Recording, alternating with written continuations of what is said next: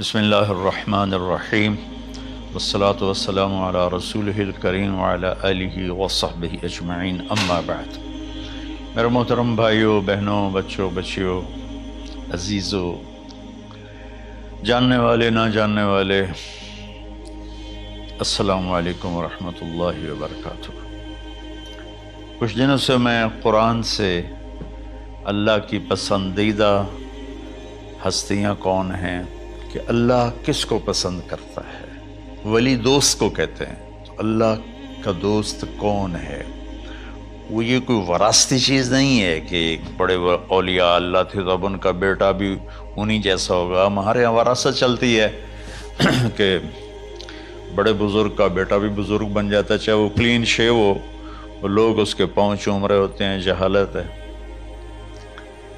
تو آج میں تھوڑا سا سورہ بنی اسرائیل ہے، اس میں بھی سارے اخلاق بیان ہوئے۔ میرے بھائی بہنوں، ایمان لانے کے بعد انسان بنتا ہے، اور اس کے بعد اس کی قیمت، اس کا بڑا پن، اس کی وجاہت، اس کی شرافت وہ پیسوں سے نہیں ہوتی۔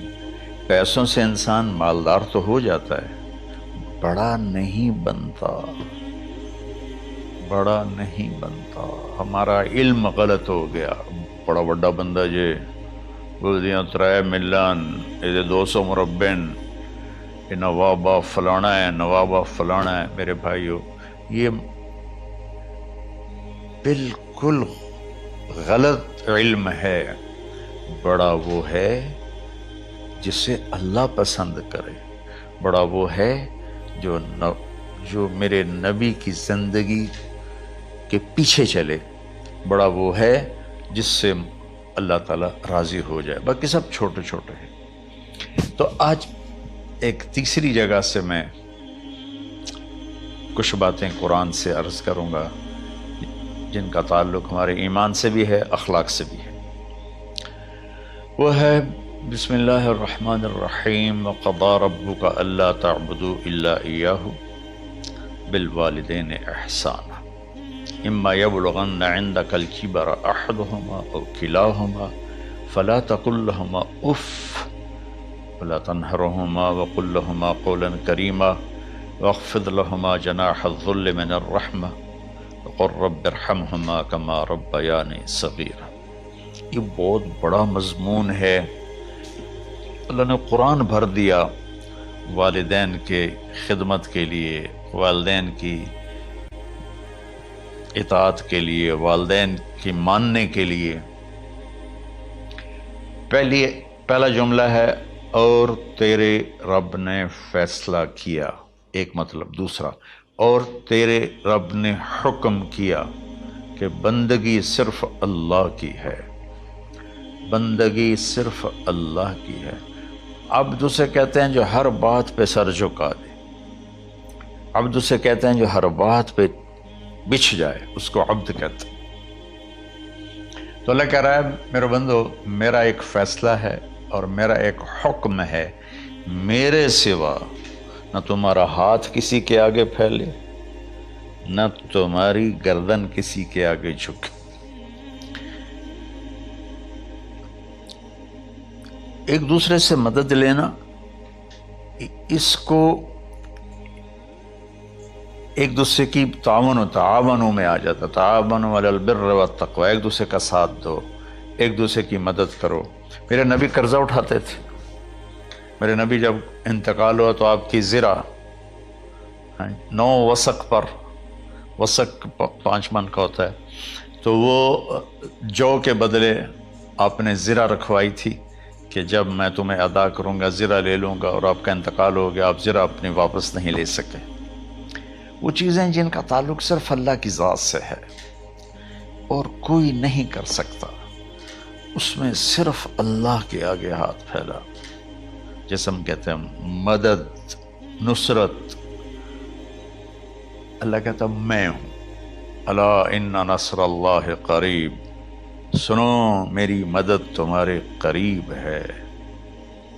تو اللہ تعبدوا الا ایاہ، بس ایک چھوٹا سا جملہ اللہ نے یہاں کے، چونکہ یہاں اللہ نے والدین اور اخلاق بتانے تھے تو اپنے لیے صرف ایک جملہ بولا، باقی باتیں بھی اللہ کے لیے ہیں، لیکن اللہ نے میری بندگی، اس بندگی سے مراد 5 وقت کی نماز نہیں ہے، حج، روزہ، زکوٰۃ نہیں ہے اس کی مراد، یہ ساری باتیں داخل ہیں، اور اس کے ساتھ 24 گھنٹے کی زندگی اللہ کی مرضی پر گزارو، نفع آئے تو شکر ادا کرو، نقصان ہو تو صبر کرو، برداشت کرو، پھر بھی شکر ادا کرو کہ میرا رب یہ کہہ رہا ہے کہ میں نے صرف اللہ سے تعلق جوڑنا ہے۔ اللہ کے نبی نے اپنے چچا زاد بھائی عبداللہ بن عباس سے فرمایا کہ یا غلام، اے نوجوان، اسی کا بکلمات فاحفظہ، میں تمہیں چند باتوں کی وصیت کرتا ہوں، کیا؟ احفظ اللہ، احفظ اللہ یحفظک اللہ، یحفظک اللہ، اللہ کے اوامر کی حفاظت کر، اللہ تیری حفاظت کرے گا۔ احفظ اللہ تجدہ تجاہک، تو اللہ کے اوامر، اسلام، حلال حرام کی پہچان کر کے زندگی گزار تو اللہ کو ہر وقت تو اپنی مدد کے لیے تیار پائے گا۔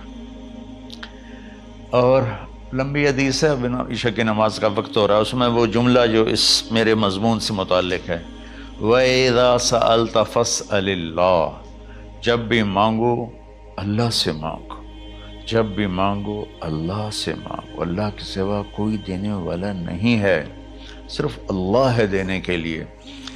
وَإِذَا اسْتَعَنْتَ فَاسْتَعِنْ بِاللَّهِ، اور جب مدد کے لیے ہاتھ اٹھاؤ تو صرف اللہ کو پکارو، جب ضرورت حاجت کے لیے، مدد کے لیے ہاتھ اٹھاؤ تو اپنے اللہ کو پکارو۔ تو یہ حدیث کی بات بھی ہے، جو قرآن کی بات بھی ہے۔ اس کے بعد آگے اللہ کہتا ہے وَبِالْوَالِدَيْنِ إِحْسَانًا، اور اپنے والدین کے ساتھ احسان کرو۔ احسان کا کیا مطلب ہے؟ اللہ آگے اسی کی تشریح کر رہا ہے۔ ویسے احسان کا مطلب عربی میں ہوتا ہے، یہ جو ہمارا اردو کا احسان ہے، میں تیرے تو احسان کیتا تو ہوں میں نالے کی کر رہے ہیں، یہ بھی مطلب ہے، لیکن احسان کا اصل مطلب ہوتا ہے، احسان حسن سے ہے، حسن، حسن سے الف، 2 الف ملے اور احسان بن گیا۔ احسان کا مطلب ہوتا ہے کسی بھی کام کو جو دنیا کا ہے، دین کا ہے، اسے انتہائی خوبصورت طریقے سے کرنا۔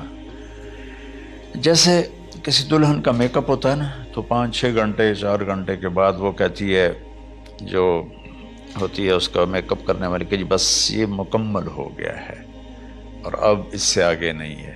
تو آخری اچھائی کی آخری انتہا پر پہنچ کے کام کرنے کو احسان کہتے ہیں۔ تو میرا اللہ کہہ رہا ہے، میرے بندو، اپنے والدین کے ساتھ وہ کرو کہ جو بھلائی کی، خدمت کی، ماننے کی آخری حد ہے۔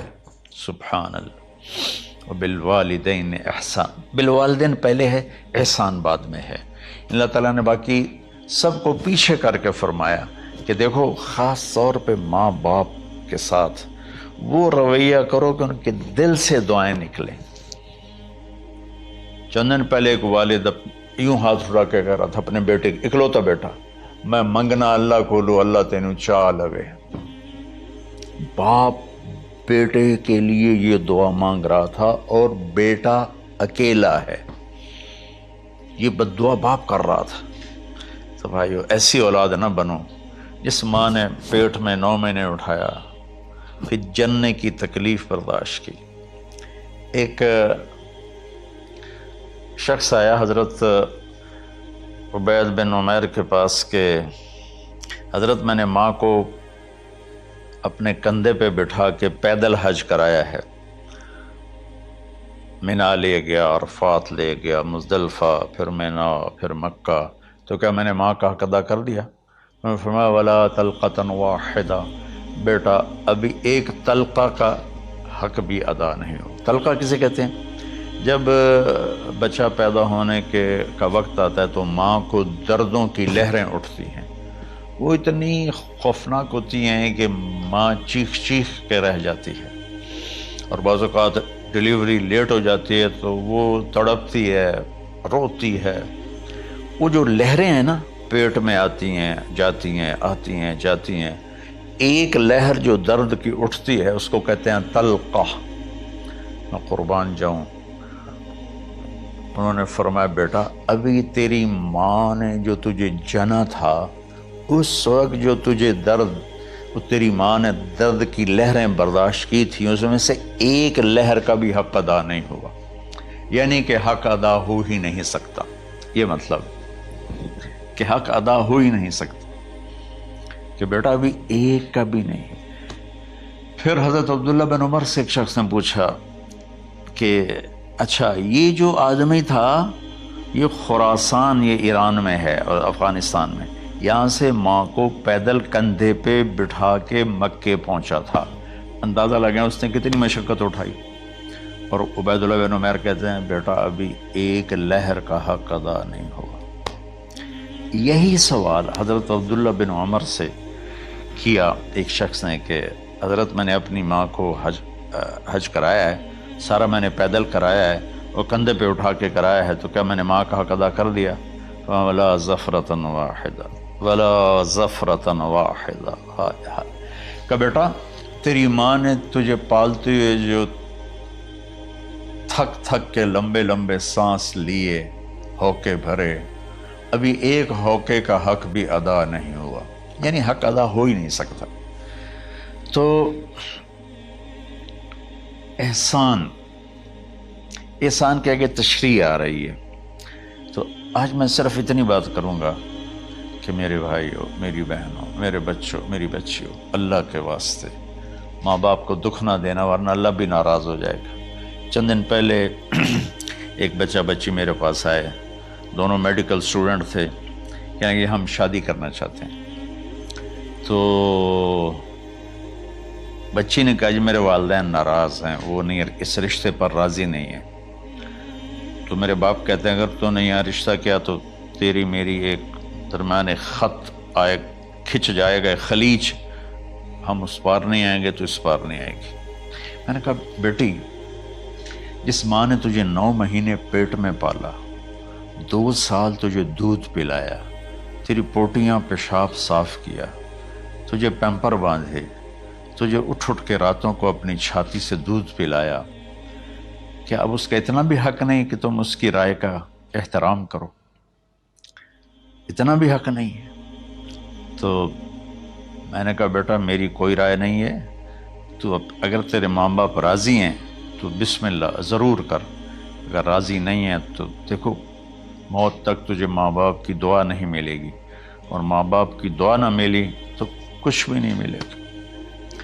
تو بھائیو دوستو، خاص طور پر آج کے کالج کے نوجوان بچے بچیاں یہ ماں باپ کے ساتھ بہت بدتمیزی کرتے ہیں، چونکہ اس میں والدین کا پہلا قصور ہے کہ انہوں نے ان کو دین نہیں سکھایا۔ بچپن میں انگلش میڈیم سکول، پھر او لیول، پھر اے لیول، تو انہیں کیا پتہ ماں کون ہے باپ کون ہے۔ ایک پرانی بات ہے، ایک شخص اپنے بیٹے کو لے کر آیا کہ یہ میرا بچہ ہے اور یہ فلاں جگہ شادی کرنا چاہتا ہے، اور ہم میں سے کسی کی رائے نہیں ہے، اور یہ مانتا نہیں ہے، اور اس کے ساتھ اس نے نا دھاڑے مار کے رونا شروع کیا۔ تو میں نے بچے کو دیکھا تو یوں کر کے بیٹھا تھا، اس کا باپ رو رہا ہے، ہچ کیوں تو ایسے بیٹھا ہو۔ تو مجھے اچانک خیال آیا، میں نے کہا شیخ صاحب اس کو کہاں پڑھایا تھا؟ کہا جی امریکن سکول۔ اس کے بعد آسٹریلیا بھیجا تھا مزید تعلیم کے لیے۔ ان کے شیخ صاحب اس بچے کا کوئی قصور نہیں، آپ کا قصور ہے، اس کو تو پتہ ہی نہیں میری ماں کیا ہے، میرا باپ کیا ہے۔ ایک ہماری تہذیب تھی وہ ختم ہو گئی ہے، اس میں علم نہیں بھی تھا تو ماں باپ کے۔ میں نے اپنی آنکھوں سے دیکھا، میں نے اپنے دادا کو دیکھا لیکن مجھے یاد نہیں، لیکن جو میرے دادا کے چھوٹے بھائی تھے ان کو میں سنبھلتا ہوں، ان کو میں نے دیکھا ہے، 3ری 4تھی جماعت تک میں تھا۔ 61 میں ان کا انتقال ہوا، میری 9 سال عمر تھی، تو 8 سال۔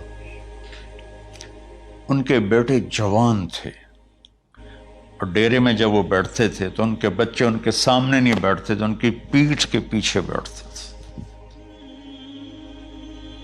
اتنا ادب، حالانکہ چاروں کے چاروں دین نہیں جانتے تھے، تہذیب تھی، ثقافت تھی، جو آج کی تہذیب نے ہم سے سب کچھ چھین لیا۔ اب بھی آپ جاؤ بیٹا تھر پارکر میں گیا ہوں 2-3 دفعہ، اور وہاں مسلمان نہیں، ہندو عورتیں جب گاڑی گزرتی ہے تو گھونگھٹ کو نیچے کر لیتی ہیں، اپنا چہرے کو فوراً چھپا لیتی ہیں۔ تو خیر بہرحال میں نے کہا شیخ صاحب اس بچے کا قصور نہیں، آپ کا قصور ہے۔ تو میرے بچوں، اپنے ماں باپ کو خوش کرو، راضی کرو، ان کا راضی ہونا اللہ کی رضا ہے۔ میں اس کی تفصیل انشاءاللہ آگے بتاؤں گا، آج میں صرف اتنا ہی میں نے تمہید باندھی ہے کہ ماں باپ کا کیا مقام ہے، ان کی کیا عزت ہے۔ ایک شخص آیا، یا رسول اللہ میرا باپ میرے پوچھے بغیر میرا مال خرچ کر لیتا ہے۔ آپ نے کہا بلاؤ، چونکہ بچے کا ذاتی مال اگر ہو تو شرع کے لحاظ سے باپ پوچھ کے استعمال کرے، بغیر پوچھے استعمال نہ کرے۔ جب اسے پتہ چلا کہ میرے بیٹے نے شکایت کی ہے، تو عرب کی شاعری تو مشہور تھی، انہیں دل میں کچھ اشعار پڑھے۔ جو آیا تو جبریل پہلے آ گئے، یا رسول اللہ، اللہ تعالیٰ کہہ رہے ہیں آپ اس سے پوچھیں وہ شعر بتاؤ جو تیرے کانوں نے تو نہیں سنے، تیرے دل میں آئے تھے اور اللہ نے سن لیے۔ تو اللہ کے نبی نے فرمایا بھائی تیرا انشاءاللہ کیس سنتے ہیں، لیکن پہلے وہ شعر سناؤ جو تم نے تو نہیں کہے زبان سے پر اللہ نے سن لیے۔ تو پھر اس نے وہ اشعار پڑھے، اور اس کے آگے کیا ہوا یہ میں انشاءاللہ اگلے کلپ میں بتاؤں گا کہ باپ کا کیا مقام ہے، ماں کا کیا مقام ہے۔ السلام علیکم ورحمۃ اللہ۔